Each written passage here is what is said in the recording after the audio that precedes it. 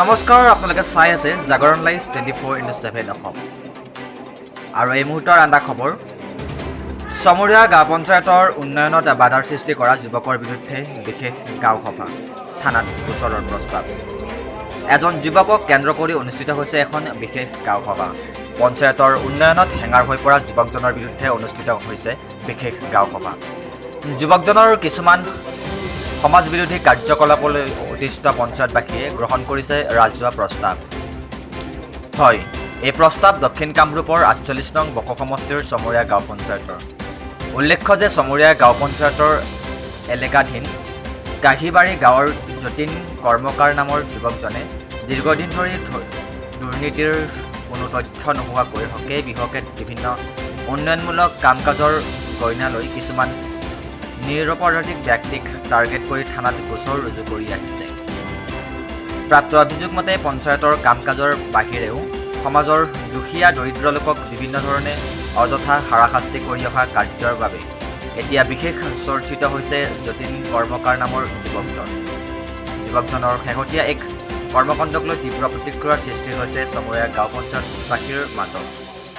পঞ্চায়তখনৰ সচিবকে ধৰি কৰ্মচাৰী প্ৰমুখে ভিজিলেন্স কমিটিৰ নামত যুৱকজনে এক গোচৰ দিয়াক লৈ সৃষ্টি হৈছে এই প্ৰতিক্ৰিয়া।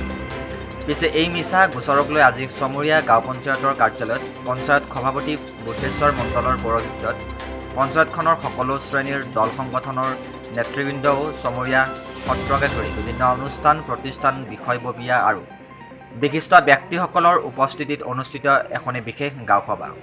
লক্ষণীয়, চমৰীয়া গাঁও পঞ্চায়তৰ বিগত কাৰ্যকালৰ অৰ্থাৎ যোৱা 2016ৰ পৰা 17 বৰ্ষৰ MGNREGA আঁচনিৰ অধীনত বিভাগীয় নীতি নিৰ্দেশনা মতে জব কাৰ্ডধাৰী শ্ৰমিকৰ জৰিয়তে ৰূপায়ণ হোৱা ৰাস্তা নিৰ্মাণৰ কাম এটাৰ ওপৰত যোৱা মাহৰ 28 তাৰিখে পূৰ্বে চমৰীয়া পহৰা চকীত দাখিল কৰিছিল এখনি এজাহাৰ, যাৰ ফলত ক্ষোভিত পঞ্চায়তবাসীয়ে আজি অনুষ্ঠিত কৰা বিশেষ গাঁও সভাৰ জৰিয়তে উন্নয়নমূলক কামত হেঙাৰ হিচাপে থিয় হৈ অহা তথা থানাত মিছা গোচৰ দি ইয়াৰ একাংশ লোকক অযথা হাৰাশাস্তিৰ চেষ্টা চলাই অহা যতীন কৰ্মকাৰ নামৰ যুৱকজনৰ বিৰুদ্ধে থানাত গোচৰ দিয়াৰ সিদ্ধান্ত গ্ৰহণ কৰাকে ধৰি তেওঁৰ উন্নয়ন বিৰোধী চৰিত্ৰক চিহ্নিত কৰি জিলা উপায়ুক্ত, চমৰীয়া ৰাজচক্ৰ বিষয়া, বকো থানাৰ আৰক্ষী বিষয়া আৰু বিভাগীয় কৰ্তৃপক্ষক অভিযোগ পত্ৰ প্ৰদান কৰাৰ প্ৰস্তাৱ গ্ৰহণ কৰে।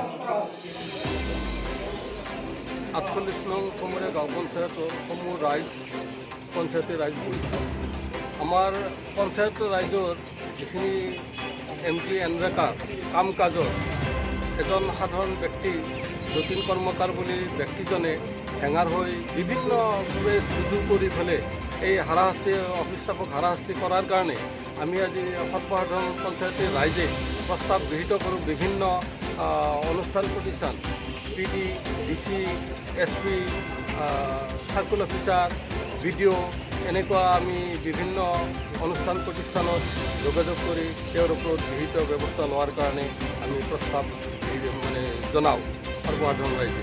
গতিকে আমি আপোনালোকৰ নিজৰ জৰিয়তে এই এনেধৰণৰ ব্যক্তিবিলাকক ভৱিষ্যতে এক শিকনি দিয়াৰ কাৰণে বিভাগীয় কৰ্তৃপক্ষই ইয়াৰ যাতে ব্যৱস্থা হাতত লয়, এইখিনিয়ে আমাৰ খবৰ। গাঁও পঞ্চায়তৰ অধীনত যিবিলাক NREGAৰ কাম চলি আছে, NREGAৰ কামত সাফল্যমণ্ডিত হোৱাত এজন ইয়াৰে স্থানীয় যুৱক যতীন কৰ্মকাৰ তেওঁ যথেষ্ট বাধা বিঘিনি আৰোপ কৰিছে। তেওঁৰ কু অভিসন্ধি এটা আছে, সেই কু অভিসন্ধিৰ বা নিজৰ নিস্বাৰ্থ সফল কৰাৰ কাৰণে তেওঁ এই কামত যথেষ্ট বাধা বিঘিনি আৰোপ কৰিছে। আজি চমৰীয়া গাঁও পঞ্চায়তৰ সমূহ ৰাইজ ইয়াত সমবেত হৈ প্ৰস্তাৱ গ্ৰহণ কৰি তেওঁক ধিক্কাৰ দিছে আৰু অনাগত দিনত তেওঁ যাতে এই কামত হেঙাৰস্বৰূপে দেখা দিব নোৱাৰে তাৰ কাৰণে তেওঁৰ ওপৰত এটা শাস্তিমূলক ব্যৱস্থা হিচাপে প্ৰথমতে থানাত FIR দিয়াৰ সিদ্ধান্ত লৈছে আৰু প্ৰেছ মিডিয়াৰ জৰিয়তে কথাটো সমগ্ৰ ৰাইজক অৱগত কৰাৰ সিদ্ধান্ত গ্ৰহণ কৰাৰ লগতে বিভাগীয় কৰ্তৃপক্ষক এই বিষয়ে অৱগত কৰাৰ সিদ্ধান্ত লৈছে। আৰু আমি তাৰ কাৰণে চমৰীয়া গাঁও পঞ্চায়তৰ সমূহ ৰাইজে আজিৰ এই সভা সাফল্যমণ্ডিত হোৱাত চমৰীয়া আঞ্চলিক যুৱ সংঘই শলাগ লৈছে। 2 নং মাকালিৰ পৰা শ্ৰীবাছৰ ৰিপৰ্ট, জাগৰণ লাইভ 24/7 অসম।